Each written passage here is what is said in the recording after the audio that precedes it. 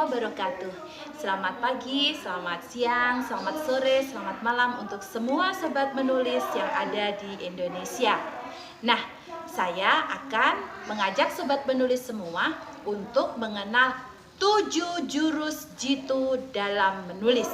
Apa saja 7 jurus jitu agar kita bisa mudah menulis? Nah, sobat menulis di seluruh Indonesia, untuk menulis naskah teks cerita, baik itu teks cerita fantasi, teks cerpen, atau segala macam jenis cerita fiksi lainnya, kita harus menyiapkan beberapa langkah sebagai berikut. Jurus yang pertama. Jurus yang pertama, kita harus menemukan tema atau ide dari sebuah cerita yang akan kita sajikan. Apa itu idenya? Kita tulis dan kita catat terlebih dahulu. Ingat, dicatat, jangan hanya disimpan di dalam hati, sebab isi hati tidak ada yang tahu. Dan itu akan memperlama proses menulis kita. Dan ingat, dalam memilih ide, nanti harus kita sesuaikan dengan pesan atau amanat yang akan kita sampaikan kepada pembaca tulisan kita nanti. Jurus yang kedua. Apa jurus kedua dalam menulis? Jurus yang kedua, kita harus memilih atau melihat siapa sasaran target dari tulisan kita. Bisa jadi teman sebaya kita, masyarakat umum, orang-orang dewasa, anak-anak, atau siapapun itu, target pembaca kita harus kita lihat terlebih dahulu agar tulisan kita tidak salah sasaran. Jurus yang ketiga.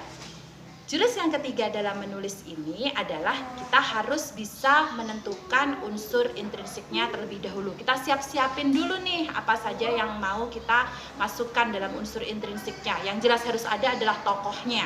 Kita pilih siapa saja nanti tokohnya, di mana latarnya, kapan latarnya, dan bagaimana suasananya, serta sudut pandang cara penceritaan. Bisa pakai akuan, kita seolah-olah sebagai tokohnya, atau bisa juga pakai diaan, sudut pandang orang ketiga. Itu juga lebih asik untuk menulis. Jurus yang keempat.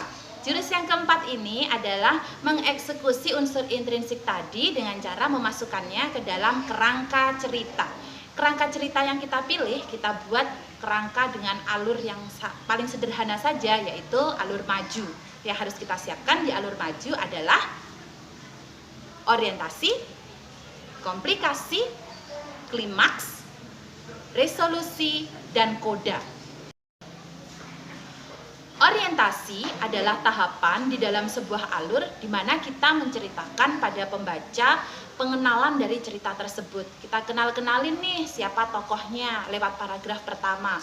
Misalnya kita jelaskan tokoh ini namanya siapa, dia punya watak seperti apa. Kita gambarkan dengan cara penyajian pengenalan latar awal. Misalnya di desa ini, desa Sukamaju, desa Bahagia Sentosa, atau di mana.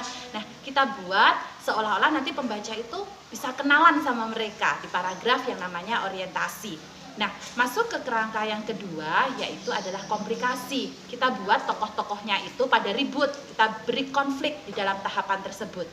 Kemudian ada tahap berikutnya yang namanya klimaks. Di sini adalah puncak dari semua permasalahan dan keributan semua para tokoh-tokohnya. Kita buat puncak ini yang paling seru di antara semua cerita nanti dan adegan. Bikin pembaca itu seolah-olah terlibat dan gemes gitu di puncak ceritanya. Nah, baru nanti di tahapan resolusi kita bisa beri jalan keluar. Di sini nanti kita sampaikan apa solusi dari permasalahan-permasalahan yang ada.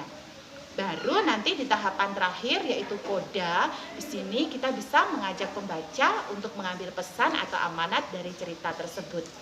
Setelah tahapan-tahapan dari kerangka menulis tadi sudah jadi, kita bisa menjabarkannya ke dalam sebuah paragraf-paragraf. Di sini nanti kalian bebas, tidak hanya jadi 5 paragraf seperti 5 tahapan dalam alur maju tadi. Kalian bisa memanjangkannya atau memendekkannya, suka-suka kalian. Yang penting kalian memulai dulu, start menulis dulu. Jangan mandek hanya karena alasan saya belum menemukan cerita yang pas. Ikuti tadi langkah-langkahnya.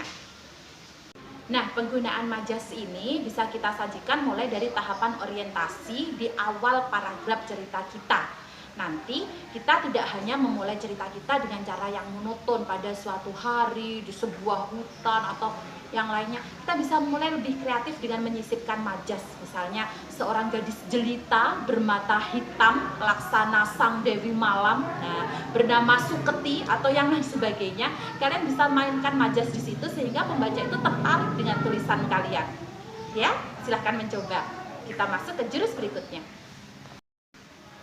Jurus yang ketujuh, setelah kita memasukkan atau menyisipkan majas-majas dalam paragraf-paragraf mulai dari orientasi, komplikasi, klimaks, resolusi sampai koda, dan cerita kita semakin menarik, kita baca lagi secara menyeluruh kira-kira kalimat kita sudah efektif belum? Kita sunting bagian-bagian yang belum lengkap, kemudian kita lengkapi, kita susun secara runtut, kita nikmati sendiri dulu, baru setelah itu kita sajikan dalam bentuk tulisan yang siap kita sampaikan kepada pembaca kita. Selamat menulis dan selamat mencoba. Semoga 7 jurus jitu tadi berhasil untuk membuat kalian mengawali hari untuk menjadi seorang penulis. Terima kasih. Wassalamualaikum warahmatullahi wabarakatuh. Sampai jumpa.